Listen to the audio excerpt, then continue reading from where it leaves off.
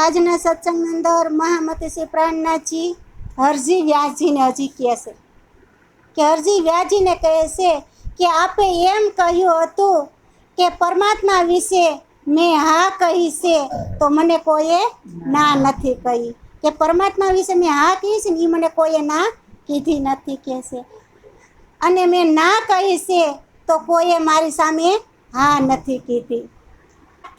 બસ તમારું આ ગુમાનને તોડવા માટે જ મેં કાનજીભાઈને આપણી પાસે મોકલ્યા હતા.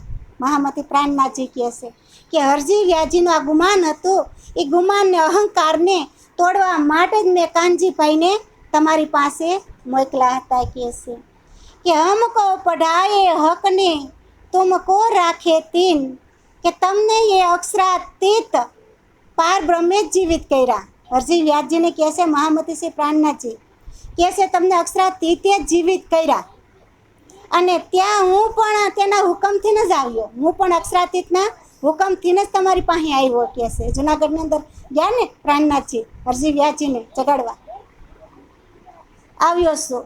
જેની ઉપર પાર બ્રહ્મ પરમાત્મા મહેર કરે છે તેને કાંઈ ઉપાધિ કહે છે? જેની ઉપર પરમાત્મા મહેર કરે ત્યાં તો લીલા લેર જ હોય છે. કહે છે કે जिन पर महेर भगवान की गुमान भान करे रोशन, કહે છે કે જેના ઉપર પરબ્રહ્મ પરમાત્મા મહેર કરે છે તેનો તે સૌ પ્રકારનો અહંકાર પહેલાં તોડે. પ્રથમ તો પેલો અહંકાર તૂટી જાય. રાજી મહારાજ જો આપણી મહેર કરશે ને ત્યારે આપણી અંદર અહંકાર નહીં રહે, અહંકાર હોય એ બધો તોડી નાખે. કહે છે અને પછી પોતે પોતાની મહેર વાણીનું સંપૂર્ણ જ્ઞાન આપી દે. પછી આપણને જે વાણીનું જ્ઞાન છે એ સંપૂર્ણ પરિપૂર્ણ વાણીનું જ્ઞાન આપણને આપી દે. કહે છે તબ વ્યાસજીએ વસન કહે કે ભગત હે ભગતરાજ, કે હરજી વ્યાસ મનોમન ખૂબ મનમાં શરમાણા. હરજી વ્યાસજી મનમાં શરમાણા પછી કહે છે અને શ્રીજીના શરણોમાં પડી અને પ્રણામ કર્યા. શ્રીજીના શરણોમાં પડી ગયા. કહે છે કે હે ભગત, કે હે શિરોમણી, કે પરમાત્મા સ્વરૂપ સાચી વાત છે. હે ભગત હે શિરોમણી, આ પરમાત્માનું સ્વરૂપ દ્વારા તો સાચી વાત છે. કહે છે કે મેં કહ્યા તો હી કર મેરા અર્થ થા ઇન કાજ. કહે છે કે મેં તો એવું જ કર્યું હતું. કોણ છે? હરજી વ્યાસજી કહે છે મેં તો એવું જ કહ્યું હતું કે મારું એક લક્ષ્ય હતું. જો આમાં કહે છે હરજી વ્યાસજી કે મારું એક લક્ષ્ય હતું કે મારે જ્ઞાન મેળવવું હતું અક્ષરાતીતનું. મારે એવું એક લક્ષ્ય હતું કે મારે અક્ષરાતીત વિશે જાણવું હતું અને અક્ષરાતીતનું જ્ઞાનને મેળવવું હતું. એમ કોઈ પણ આપણે સુંદર સાચી આપણું લક્ષ્ય હોવું જોઈએ કે મારે કંઈક આ જગતની અંદર આવ્યા છો તો મારે કંઈક કરીને જવું છે. અહીં હરજી વ્યાસજી ન હતું, અક્ષરાતીતનું જ્ઞાન જોતું હતું કે મારું એક એવું લક્ષ્ય હતું કે મને અક્ષરાતીતનું જ્ઞાન કોઈ આપે. એમ કહે છે તો જો પ્રાણનાથજી આવ્યા ને, પ્રાણનાથજી જ્ઞાન આપી દીધું. જો કાંઈ લક્ષ્ય હોય તો આપણું પૂરું થાય અને સ્વયં પ્રાણનાથજી આવીને આપણને આપશે. 100% પ્રાણનાથજી આપણને એ જે જ્ઞાન આપણે જોતું છે એ આપે. પ્રાણનાથજીને જ્યારે રાજી મહારાજના દર્શન કરવા હતા ત્યારે પરમધામના દર્શન કરાવ્યા. એને એક લક્ષ્ય હતું પ્રાણનાથજીને. શું હતું મહારાજને? કે મારે પરમધામના દર્શન કરવા છે તો કરાવ્યા હતા. અહીં હરજી વ્યાસજીને કરાવ્યું, જ્ઞાન કરાવ્યું પરમધામનું.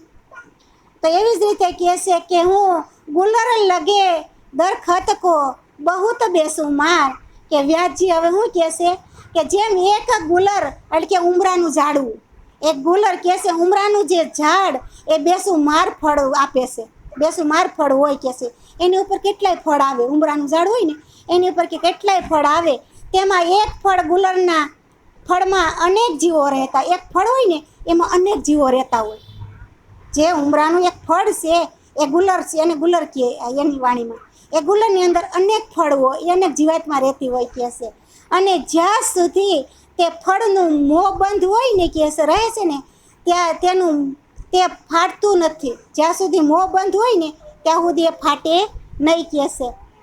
તે ફાટતું નથી ત્યાં સુધી સૌ એકબીજાને જાણતા નથી. જ્યાં સુધી એનું મોં ન ફાટે, બીનું ખુલ્લું ન થાય ત્યાં સુધી એકબીજાને સમજતા જ ન હોય. એ પેક ને પેક હોય, અંદર ને અંદર ખુલ્લું ન થાય. કે છે ફળ છે એ ફળનું મોં ખુલી જાય ત્યારે એકાબીજાની પહેચાન થાય. એ મોં બંધ હોય ત્યાં સુધી પહેચાન થતી નથી.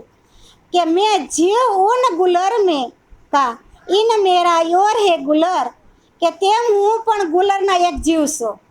કોણ કે અરજી વ્યાજી, હું એક ફળનો એક જીવ છું કે છે. અને એક જ ગુલરના ફળમાં બીજા જીવને હું જાણતો જ નથી. એક જ ગુલરનો જીવ છું, છતાં બીજા જીવને હું કાંઈ જાણતો નથી. કે આગે પંડિત મેં સબ જીતે, હારા ના કહું સરભર. કે આજ દિન સુધી મેં ભારતના ભલભલા પંડિતોને પણ હું જીતી ચૂક્યો છું.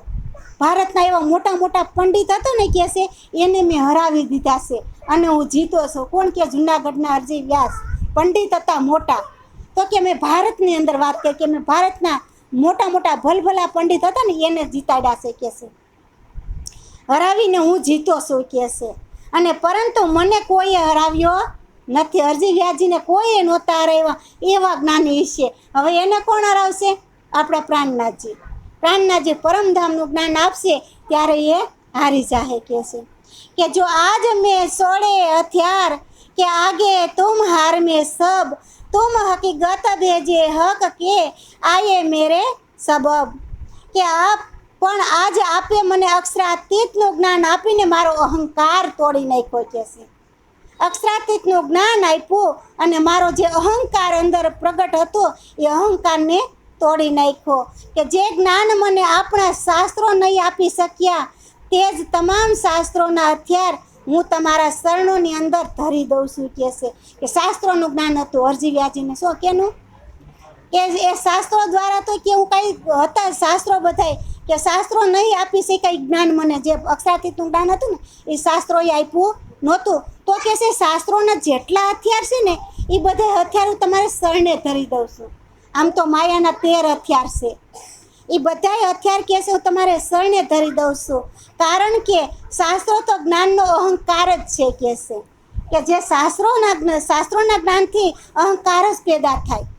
શાસ્ત્રોનું જ્ઞાન હોય ને એનાથી કે છે મને ખાલી અહંકાર જ પેદા થયો, એટલે હું અહંકારની અંદર ઘૂમતો હતો.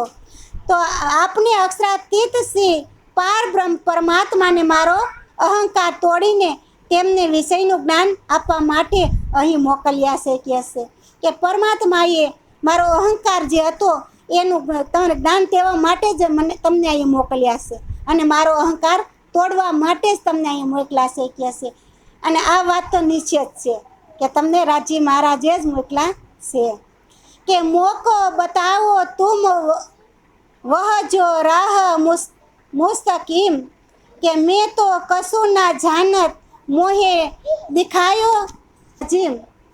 કે હવે આપ મારી ઉપર કૃપા કરે, મારી ઉપર કૃપા કરીને અખંડ અનાદિ અક્ષરાતીતનું જ્ઞાન મને આપો.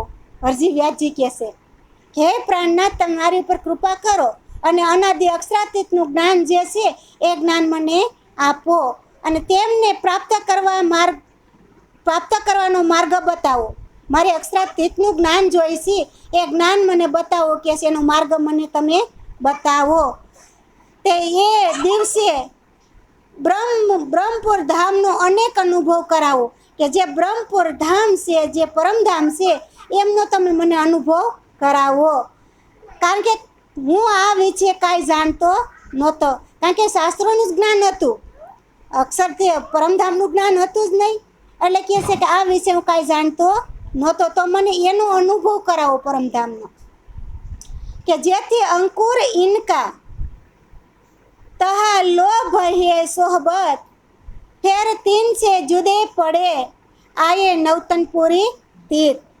કે આમ અરજી વ્યાસજીનો જેટલો અંકુર હતો ને એટલું જ કહે છે શ્રીજી મહારાજના શરણોની અંદર લાભ લેવા મળ્યો. જેટલો આપણો અંકુર હોય ને એટલો આપણે લાભ લઈ શકીએ, બાકી વધારાનો લાભ કાંઈ લઈ શકતા નથી. તો અરજી વ્યાસજીનો આટલો જ અંકુર હતો એટલે આટલું એ પોતે લઈ શકાય કહે છે. અને ત્યારબાદ સ્વામીજી જુનાગઢ પાછા નવતનપુરી અંદર પાછા આવ્યા. જુનાગઢથી પાછા ક્યાં આવ્યા? નવતનપુરીની અંદર પાછા આવ્યા કહે છે. અને સંબંત 1729 देश पर आया कुतुब खान અને ઉત હે ઇલ્હામ હુઆ થી કે બ્રહ્મ સૃષ્ટિ કી પહેચાન. કે સંવંત 1719માં રાજ્યનો કર ચૂકવવાના કારણે જામનગરના વજીરે જે કુતુબ ખાનની લડાઈની ધમકી આપી, જામનગરના જે વજીર હતા એ કુતુમ ખાનને કહે છે એને ધમકી આપી કહે છે. અને તેથી ફરજ પરનો વજીરે ત્યાગપત્ર પણ આપી અને ચાલ્યા ગયા. વજીરે શું કર્યું? ત્યાગનો પત્ર આપ્યો અને વજીર ત્યાંથી હાલ્યા ગયા. વજીરને ધમકી આપી જામનગરનો જે કર હતો એ કર ચૂકવવાનો હતો કહે છે. તો કહે છે કે આ રાજ્યનો જે કર ન ચૂકવી શકાયને કારણે જામનગરના વજીરને કુતુમ ખાને લડાઈની ધમકી આપી અને તેની ફરજ પરનો જે વજીર ત્યાગપત્ર આપી અને ચાલ્યો ગયો કહે છે. અને શ્રી મહારાજના તનમાં અક્ષરાથી રાજ્ય બિરાજમાન હતા. મહારાજના તનમાં તો રાજ્ય મહારાજ બિરાજમાન જ હતા, બિરાજમાન હતા. તો તેમને તે ખબર હતી, એટલે મહામતી પ્રાણનાથજીને ખબર હતી બધી વાતની. તો કહે છે કુતુમ ખાન આક્રમણ કરશે, કહે છે જે કુતુમ ખાન છે એ આક્રમણ કરશે તો ત્યાંના સુંદર સાત પણ માર્યા જશે. તો કહે છે જામનગરના જે નવતનપુરીના સુંદર સાત જ્યાં છે તો કહે છે એ માર્યા જશે. તેથી શ્રી મહારાજને શ્રી રાજી તરફની અંતસ પ્રેરણા થઈ. રાજી તરફથી પ્રાણનાથજીને અંતરની પ્રેરણા થઈ કહે છે કે તમે તરત જ નવતનપુરી જઈ અને ત્યાંનું દિવાન પદને સંભાળી લો. તરત જ અંદરથી રાજી મહારાજે પ્રેરણા કરી કે તમે જાઓ નવતનપુરી ધામની અંદર અને કહે છે તમે જે દિવાન પદ છે ને પ્રાણનાથજીને કે તમે પોતે સંભાળી લો કહે છે. અને ત્યાં જઈ રાજ્યનો કર ચૂકવી અને સંપૂર્ણ જવાબદારી પોતાને સિર લઈ લો. રાજ્યનો જે કર છે એ બધું ચૂકવી અને જે કે જવાબદારી છે એ તમારા મસ્તક ઉપર તમે સિર ઉપર લઈ લો કહે છે કે કસાલા તુમ સાથ કો દેખા ઉન બેઠે તબ દોડાએ બિહારીજી પે આયે બાતે કરી એ કે જ્યારે આપ શ્રીજી જુનાગઢમાં હતા ત્યારે જ આપે ભાવિ જોઈ લીધું હતું કે જ્યારે શ્રીજીમાં હતા ને શ્રીજી જુનાગઢમાં હતા ને ત્યારે જ એને ખબર પડી ગઈ હતી કે નવતનપુરી એ દર ઉપર આક્રમણ કરશે. અને એ સુંદર સાત કે ઉપર કષ્ટ આવવાનું છે, સુંદર સાતને ઉપર કષ્ટ આવવાનું હતું એ પ્રાણનાથજીને જુનાગઢની અંદર ખબર પડી ગઈ કે છે. અને તરત જ જુનાગઢથી નવતનપુરી આવીને બિહારીજીની આજ્ઞા લઈ અને આ વાતનો વાર્તાલાપ ચાલુ કરી કે છે. જુનાગઢ આવ્યા, જુનાગઢથી સીધા નવતનપુરીની અંદર આવ્યા અને નવતનપુરીની બિહારીજીની આજ્ઞા લીધી અને આજ્ઞા લઈ અને પોતે વાર્તાનો લાભ ચાલુ કર્યો કે પોતે વાર્તાલાપ કરવા લાગ્યા કે ફિર બિસોતરે જામ સતા કી દઈ દીવાનગીરી સબ સારા કચાલા સિર પર અને ખેસ લિયા તબ કહેશે કે આમ સંવંત 1720માં કે છે પૂર્ણ શ્રીજીએ જામનગર રાજ્યની દિવાનગીરીનું કામ સંભાળ્યું. હવે કે છે 1720માં જે દિવાનગીરીનું કામ હતું જામનગરનું એ પ્રાણનાથે પોતે દિવાનગીરી કામ સંભાળ્યું કે છે. અને બ્રહ્મસૃષ્ટિ પર આવનાર સંકટની જવાબદારી પોતાના સિર ઉપર લઈ લીધી. બ્રહ્મસૃષ્ટિ ઉપર સંકટ આવવાનું હતું એનું જે જવાબદારી હતી એ પ્રાણનાથે પોતાના સિર ઉપર લઈ લીધી કે છે. અને કુતુબ ખાનને વિશ્વાસ પડે તે માટે પત્ર લખ્યો એક. કુતુબ ખાન હતા જે લડાઈ કરતા હતા, જામનગરની ઉપર ચડાઈ કરવાની હતી, તો એ કુતુબ ખાન ઉપર એને કોણે પત્ર લખ્યો? પ્રાણનાથજીએ પત્ર લખ્યો કે પત્ર લખી અને મોકલો કહે છે કે જો હું 1 વર્ષમાં તમામ કર ન ચૂકવી શકું તો કહે છે મને ફાંસીની સજા આપી દેજો. કેવી? ફાંસીની. 1 વર્ષની અંદર હું બધો કર ન ચૂકી શકું ને તો મને ફાંસીની સજા દઈ દેજો એમ પ્રાણનાથજી કહે છે. કે અહીંયા છે ફેર ગુજરાત, વળી પાછા ત્યાંથી ગુજરાત આવે છે અને ગયે વજીર જે સંગ જામ તહા से माया छोड़ के लिया मोमिनो का सिर काम કે પણ જામનગરના રાજ્ય ખૂબ નાનું હતું.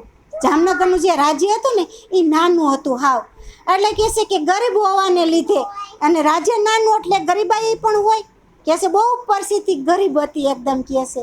અને શ્રીજીએ જોયું, આ બધું શ્રીજીએ જોયું કે પરિસ્થિતિ ગરીબ છે, રાજ્ય નાનું છે તો સમયસર કર ચૂકવી શકશે નહીં. 1 વર્ષ દીમાં બાનું દીધું કે 1 વર્ષ દીમાં કર ન ચૂકવાય તો ફાંસીને માસડે સડી જવાની વાત કરી.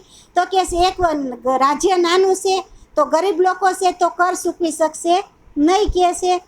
તો કર ન ચૂકવી શકવાથી સજા ફાંસી ભોગવવા શ્રીજી તરત અમદાવાદ જેલમાં પહોંચી ગયા કે ફાંસીની સજા ભોગવવા સીધા શ્રીજી ક્યાં ગયા? અમદાવાદની જેલમાં. કે ફાંસીની સજા કર ન ચૂકવી એટલે ફાંસીની સજા હતી, તો હવે કર ચૂકવી ગયા નથી, વરસદીમાં પૂરું નહીં થયું કર ચૂકવાનું, એટલે સીધા શ્રીજી ક્યાં ગયા? અમદાવાદની જેલમાં ગયા કહે છે. અને કાનજીભાઈને આ વાતની ખબર મળી. તરત જ કાનજીભાઈ હતા ક્યાં? અરજી વ્યાજીને ત્યાં જુનાગઢની અંદર. તો કાનજીભાઈને તરત ખબર પડી. ખબર મળતા તે તેજકૌરી મહારાણીની પાસે ગયા.